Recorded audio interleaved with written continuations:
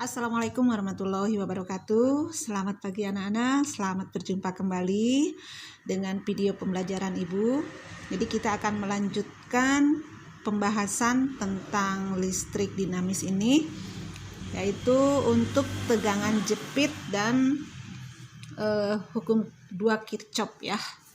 Nah, jadi untuk pertemuan kita kali ini Ibu mengharapkan dari pembelajaran kita kalian bisa menjelaskan apa itu pengertian GGL ya, atau gaya gerak listrik, kemudian menjelaskan tentang tegangan jepit, kemudian membedakan susunan seri dan paralel pada tegangan dan pada hambatan dalam, dan juga tentang hukum 2 Kirchhoff. Ya, untuk menghemat waktu, kita akan mulai dengan tegangan jepit ya. Nah, tegangan jepit ini kita harus bisa membayangkan ya. Misalnya kita membeli sebuah baterai ya, batu baterai. Nah, ketika kita membeli sebuah batu baterai dan baterai itu belum dipasang ke dalam suatu rangkaian, maka dikatakan baterai tersebut adalah sumber GGL atau sumber gaya gerak listrik, di mana dilambangkan dengan huruf E. Ya, jadi kalau misalnya kita membeli sebuah baterai, kemudian di baterai itu tertulis tegangannya 1,5 volt, maka itu adalah tegangannya yang akan dia berikan itu adalah 1,5 volt. Tapi ketika baterai itu kita pasangkan dalam sebuah rangkaian listrik, ya, dalam sebuah rangkaian listrik, sekarang GGL ini berubah fungsinya, yaitu menjadi sebuah tegangan jepit. Nah, kenapa disebut tegangan jepit? Kita lihat rangkaian ini. Ya, nah ketika baterai ini dipasang di sini ya, baterai ini dipasang. Ini kan kemarin kita menjelaskan bahwa arus akan keluar dari kutub positif menuju kutub negatif kan, begitu ya. Jadi dia arus akan mengalir ke sini ke dalam rangkaian, di mana di sini ada hambatan luar, artinya hambatan di dalam rangkaian itu. Terus arus terus akan mengalir ke sini, masuk ke dalam baterai untuk melanjutkan perjalanannya lagi. Nah, ketika masuk ke dalam baterai, sebetulnya arus pun di sini tidak mulus. Ya. Jadi arus itu di sini juga terhambat di dalam baterai. Jadi di dalam batu baterai atau di dalam GGL itu arus pun terhambat gitu loh. Jadi tidak mulus, sehingga di sana kita mengenal di dalam baterai itu ada hambatan dalam. Ya, jadi hambatan dalam ini biasanya dilambangkan dengan huruf R kecil untuk membedakan hambatan luar yang ada di dalam suatu rangkaian. Kalau kemarin Ibu menjelaskan hambatan luar itu bisa berupa lampu atau kabel itu sendiri kan gitu ya. Nah, sekarang ketika arus itu masuk ke dalam sebuah baterai atau dalam GGL, dia pun akan terhambat, sehingga di sini juga mengalami adanya hambatan yang disebut dengan hambatan dalam yang dilambangkan dengan R kecil. Sehingga untuk arus yang mengalirnya ya, ini arus. Sehingga arusnya adalah kan kalau dari hukum Ohm I sama dengan Pi per R ya. Jadi hambatannya sekarang ada dua nih, hambatan luar dan hambatan dalam. Sehingga E ini GGL itu adalah jadi arusnya I sama dengan E per R, hambatan luar ditambah dengan hambatan dalam. Atau nilai E akan menjadi I kali R besar plus R kecil ya.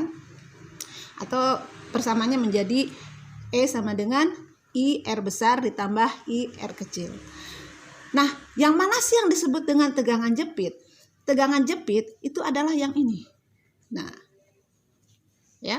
Jadi tegangan jepit itu sebetulnya biasanya supaya kita membedakan dengan tegangan yang sudah kita pelajari, kita sebut saja tegangan jepit dengan VK ya. Jadi VK adalah I kali R. Atau kalau kita masukkan ke sini, maka tegangan GGL itu ya kan, tegangan GGL itu menjadi PK plus I kali R. Nah, ini adalah tegangan yang ada di dalam baterai ya gitu ya. Karena di sini ada hambatan dalam. Atau PK juga ya.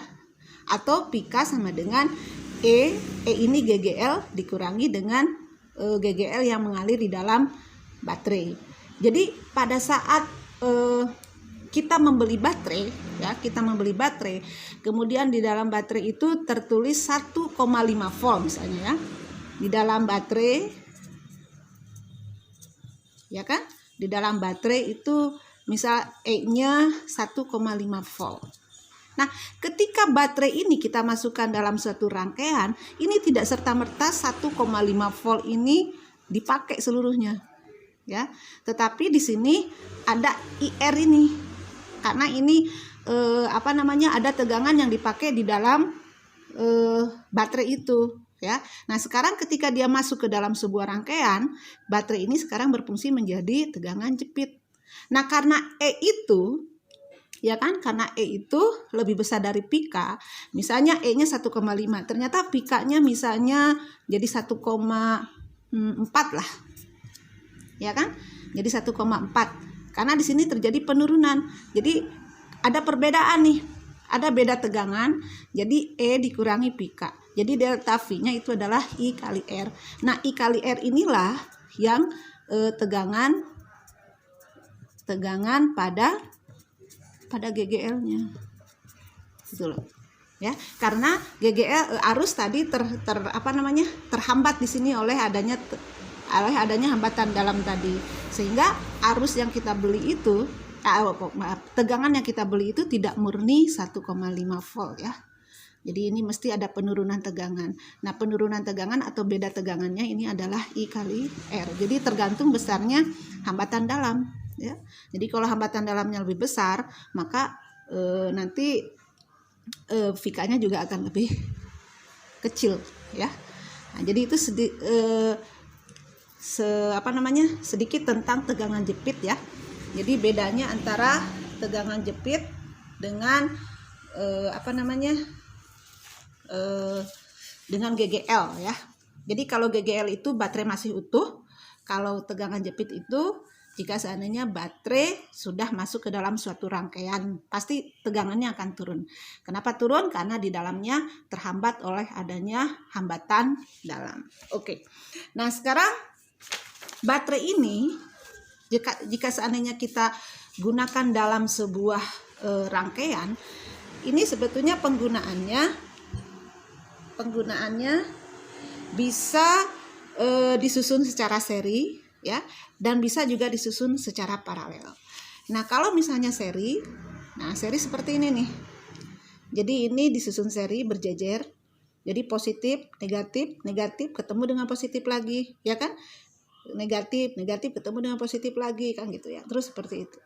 Jadi ini nanti jumlah GGL-nya kalau pada seri ya tinggal dijumlahkan. Jadi E serinya adalah E1 ditambah E2 ditambah E3 ditambah titik 3, tinggal berapa saja, ya. Kemudian hambatan dalamnya juga begitu. Hambatan dalam di sini R1 R kecil 1, R kecil 2 ditambah R kecil 3, sehingga tinggal dijumlahkan saja.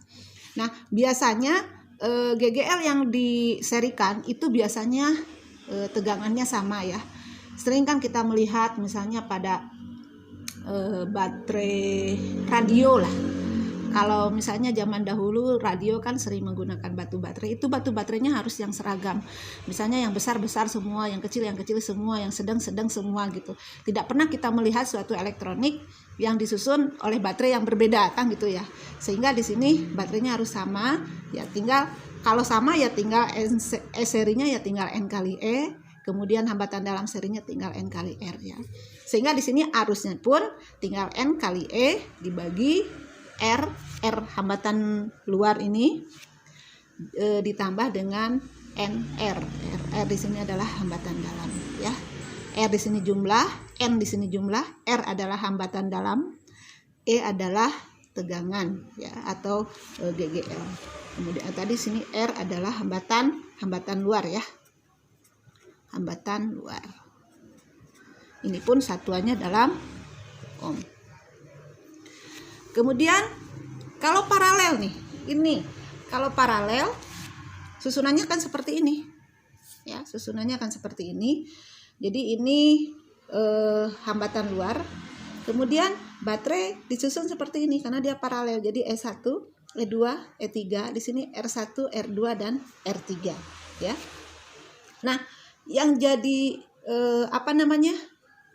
yang jadi masalah dalam paralel, berapapun baterai yang diparalelkan itu nilainya akan sama dengan satu baterai. Jadi kalau misalnya di sini positif, negatif, dijajarkan positif, negatif, itu nilainya sama dengan satu. Jadi pengganti untuk paralel itu sama dengan satu. Jadi sama saja nilainya satu. Jadi kalau misalnya kita membeli baterai nih 1,5 volt, kita jajarkan secara paralel ada 4. Itu nilainya sama saja dengan 1,5 volt. Karena positif ketemu positif, negatif ketemu negatif, ya. Jadi untuk penggantinya pada paralel itu sama saja dengan nilainya ya, jangan lupa. Tapi kalau pada paralel hambatan dalamnya untuk paralel ya tinggal R per N saja ya. Jadi N di sini adalah jumlah, atau 1 per RP, biasanya 1 per R1 ditambah 1 per R2 dan lain sebagainya. Seterusnya ya. Nah, sehingga di sini untuk I-nya per E dibagi dengan hambatan dalam ditambah R per N ya. Jadi ini untuk keterangannya sama dengan di atas. Nah, selanjutnya Ibu akan berikan contoh nih, contoh yang sederhana, di mana di sini ada sebuah rangkaian nih, ya, rangkaian seperti ini, ya. Jadi dalam rangkaian ini ada hambatan luar yang disusun secara paralel, di mana besarnya hambatan ini adalah sama ya. Ada R1, R2, R3. Kemudian ini dicatu oleh sebuah GGL yang besarnya 10,5 volt. Kemudian di dalam baterai tersebut, dalam GGL itu ada hambatan dalam yang besarnya 0,1 ohm. Yang ditanyakan, tentukan besar tegangan jepit dari rangkaian tersebut, ya. Jadi ingat, ini masih dalam bentuk GGL. Langkah pertama apa? Langkah pertama kita harus mencari pengganti yang paralel dulu, ya. Karena ini besarnya sama, R1, R2, R3 sama. Jadi untuk menghitung RP-nya mudah saja kan? Tinggal R per N. Jadi 6 per dibagi 3 ya. Ini ada 3 sehingga ini akan menjadi 2 ohm. Ya kan? Nah, setelah itu kita hitung I-nya. Ya, hitung I-nya. I-nya adalah karena I-nya ada 1. Kemudian RP karena yang paralel ditambah dengan R. R-nya cuma 1 ya. Jadi E-nya di sini 10,5. RP-nya tadi 2 ditambah ini R kecilnya 0,1. Ya kan? Ini akan menjadi 10,5 dibagi 2,1. Maka kita akan memperoleh arusnya yang mengalir itu adalah 5 ampere ya. Jadi ini nanti arus 5 ampere. Nah, kita kembalikan ke persamaan tegangan jepit. Tadi persamaan tegangan jepit VK sama dengan E dikurangi I kali R ya. Jadi VK sama dengan E min I kali R. E-nya di sini berapa? E-nya 10,5. I-nya berapa? 5. R kecilnya berapa? 0,1. Sehingga di sini 10,5 dikurangi 0,5. Sehingga sekarang tegangan jepitnya menjadi 10 volt. Nah, menjadi 10 volt ya. 10 volt ini kan jelas dia berkurang karena ketika dia belum dipasang GGL-nya 10,5. Jadi 10,5 itu tidak serta-merta semua mengalir ke sini. Karena di sini arus pun terhambat di dalam sini karena di sini ada hambatan dalam sebesar 0,1 ohm. Sehingga di sini berkurang ya, berkurang tegangannya 0,5 sehingga GGL-nya besarnya menjadi 10 volt.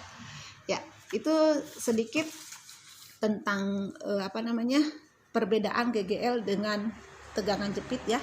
Jadi Ibu harap kalian paham karena untuk masuk ke hukum 2 Kirchhoff yang lumayan agak butuh ketelitian, kita harus paham dulu tentang tegangan jepit ya dengan rangkaian susunan GGL dan susunan paralel dan seri untuk hambatan ataupun tegangan. Jadi terima kasih untuk perhatiannya. Nanti Ibu lanjutkan video pembelajaran berikutnya untuk membahas hukum 2 Kirchhoff. Terima kasih perhatiannya. Wassalamualaikum warahmatullahi wabarakatuh.